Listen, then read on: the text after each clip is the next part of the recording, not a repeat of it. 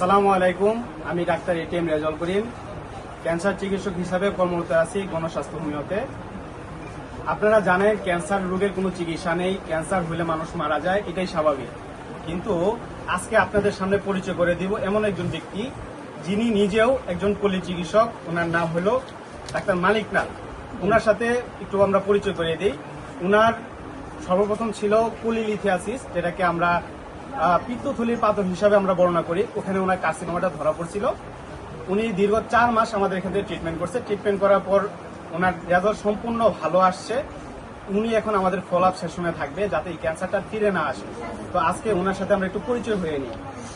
আসসালামু আলাইকুম, আপনি কেমন আছেন? আচ্ছা, আপনি এই সর্বপ্রথম কোথায় কোথায় চিকিৎসা করছেন? আমি সর্বপ্রথম চিকিৎসা মানে আগে চিকিৎসা করা হলো, আমার ক্যান্সার কোনো চিকিৎসা হয় নাই, হোমিওপ্যাথি ডাক্তার এরপরে ওনার ঠিকানা বাড়ি এখানে। আচ্ছা, আপনার নাম? ওনার মানিক চক্রবর্তী। আচ্ছা, আপনার গ্রামের নাম? মোহাম্মদপুর। মোহাম্মদপুর। আচ্ছা, আপনার ওই থানা? থানা দাগনমিয়া, জেলা ফেনী। আচ্ছা, তারপর উপজেলা?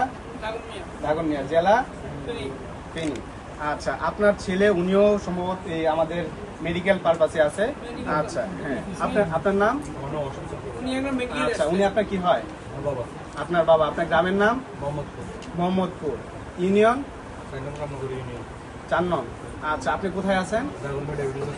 আচ্ছা, আপনার বাবার সর্বপ্রথম কি সমস্যা নিয়ে ডাক্তারের কাছে গেলেন? আমার বাবার প্রথম পেটে ব্যথা হয়েছিল। পেটে ব্যথা। আচ্ছা, তারপর? আমরা প্রাথমিক আগে ট্রিটমেন্টের জন্য গ্রাম ডাক্তার দিয়ে ট্রিটমেন্ট দিলাম, কমে নাই। তখন আমরা একটা আল্ট্রাসাউন্ড করলাম। আল্ট্রাসাউন্ডের ভিতরে বললো যে ওনারা সফট ক্যালকুলেশন।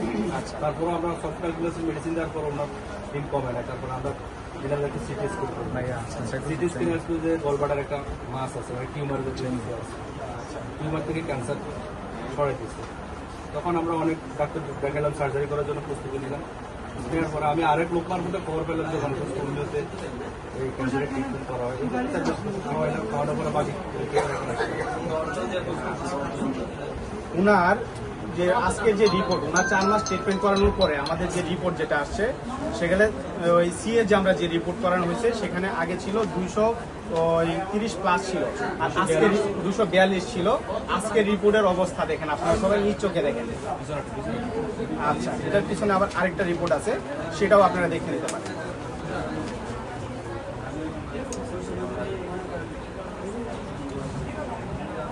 যারা বলেন ক্যান্সার ভালো হয় না, তাদেরকে বলবো আপনারা গণস্বাস্থ্য হোমিওতে আসেন।